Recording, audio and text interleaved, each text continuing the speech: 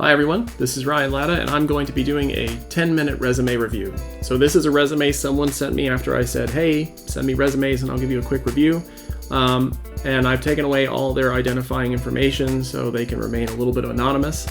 And I'm going to go through this really quickly and sort of give my reactions and some feedback about how they could probably improve their chances of getting interviews with it. So right off the gate, I want to talk about the formatting. So this is a 2-column, 1-page format. The blue and black works well as good heading and differentiators. So that is pretty clean. It's nice. There's nothing to worry about. There are some weird gaps in white space. There are some typos. There are some inconsistencies with formatting. And as annoying as it sounds, or as much as we'd like to believe that these things don't matter, they absolutely do. When someone's reading a resume, they almost look at it as an embodiment of your character. So get this stuff all perfect. Take time to get all that just right, or it could actually hurt your chances. Equivalent resumes, but mine doesn't have a typo, I'm going to get the interview over the person who left a typo in. This is also a 1-page resume. The 1-page resume is a myth. You do not need to force yourself down to 1 page if it would be easier and more comfortable to put it in 2 or 3 pages. I find a lot of new people have a 1-page resume, and it unfortunately has meant that they've made a lot of tough choices about what to include and what to discard, and that can leave things feeling brief or cold or, impersonal. And I would say lengthen your resume if it's easier for you to emphasize why you are so good. Now, you don't want to put your best things at the bottom or the last in your resume. You want to put the best things first so that right out of the gate they're saying, ooh, I like this person, yes, yes, yes. And then if they choose to read the later pages, great. So don't feel like you have to push down into a 1-page resume. Even my first time doing this stuff, right out of the gate with no experience, my resume was like 2 or 3 pages, and it never hurt me. And I've surveyed lots of hiring managers, worked with lots. I've never met one that throws a resume out because it had more than 1 page. They may not read the other pages, but they won't throw it out because it's more than 1. Let's get into some of the content. So you start with education. I would say education is probably the least important part of your resume. People aren't going to read this and say, oh, you went to that school and you got this degree. What they're going to want to know is, can you do the job that I'm hiring you for? So you have prime real estate for education, and your education should probably be dead last. What they want to know is that you were educated, and the rest doesn't matter. I would even see if you can constrain the space even further to say, you went to this school, got this degree, or you're working on that degree for these years. That's it. You don't need bullet points explaining stuff.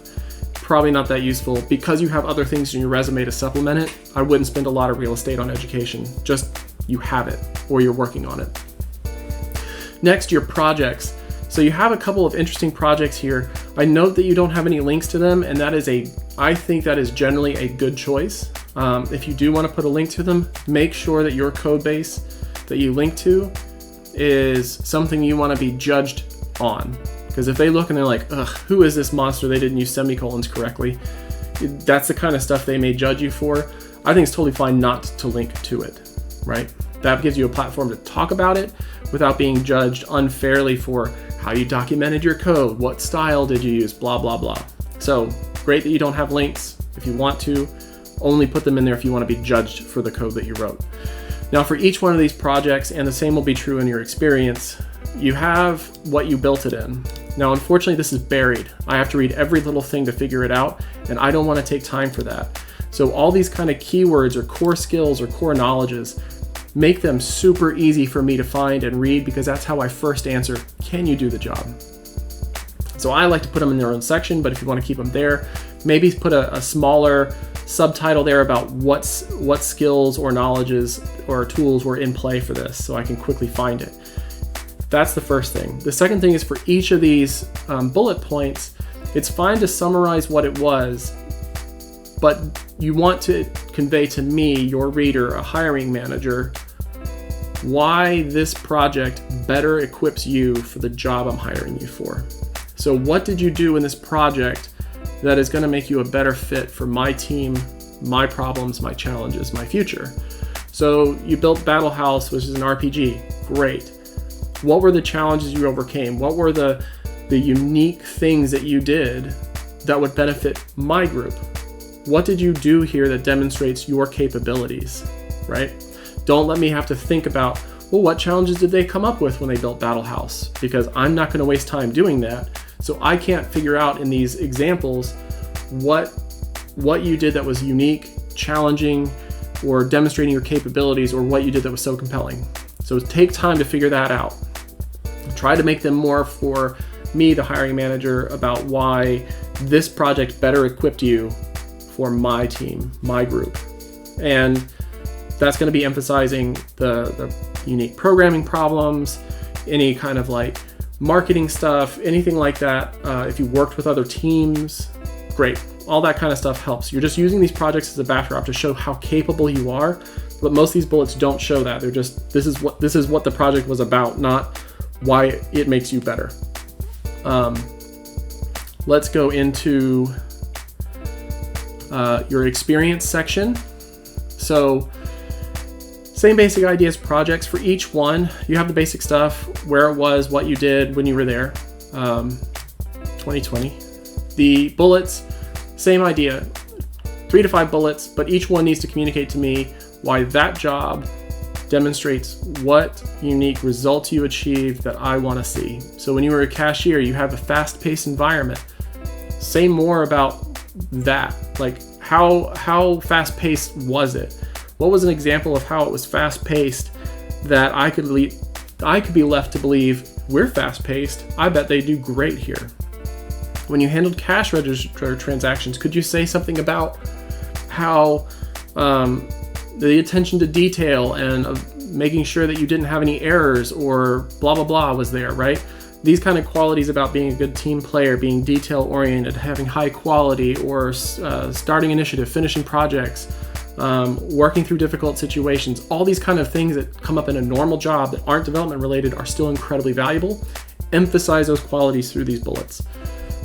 You're a principal co-op student. You've got development experience here. Like here's a database buried, but I don't see it anywhere else referenced. So you could actually list that knowledge or ability or even technology somewhere else if you were comfortable with it. You were a tester, great. Talk about the kind of bugs that you found. Talk about the quality you built in. You created a contact form. What did that enable for this site? What new capability did it create? Talk about this stuff more than the task or activity you did, and more about the results that it created. Your programming language and tools, great. I also would like to see what you know. Do you know anything about object-oriented programming? Do you know design patterns? Do you know anything about testing techniques or automated testing? There's a lot of other things that come into play that jobs look for, and you can look at the posting itself usually to get some hints. But you want to make sure those things are right there front and center for me to see, because that's how I'm going to answer the first question of, can you do this job? Awards. You know, some people would say you don't need them because they're not directly related. I'm a fan of putting a few in there because I think it does a really good job of leaving the hint that you're not just going to come in, punch the clock, do the job, and go home. That there's a certain quality or aspect to you that leads to the qualities of an award winner. So I think it's great that if you can sprinkle 1 or 2 in your resume, that can't generally hurt, even if they're not directly development related, because it shows that you are as someone who goes above and beyond when you choose to. And that, I think, differentiates you from people who don't list any awards, right? So I think they're good that they're down here since they're, you know, basically athletic achievements, but I think it's good that you have them. You don't need to say any more about it because, again, even if they were development related, no one's going to know specifically what they were to be like, oh, they were so-and-so. So it's just there to indicate you're an award winner. You put your pants on like the rest of us, but when you're done, you win an award. And that's cool. That's a differentiator. And that, I think, is going to cover my basic overview of this resume and what I would do with it and how I kind of react to it as a hiring manager. I have to look all over the place for where your skills are. I want to know in these projects, well, what new capabilities do you have? How did you grow because of this? What unique challenges did you overcome? Same thing with your experience. And it's great that you have an education, you're getting one, but the real meat of your resume is your project's experience and this tools section. So emphasize that and take more room if you need it. All right, well, good luck.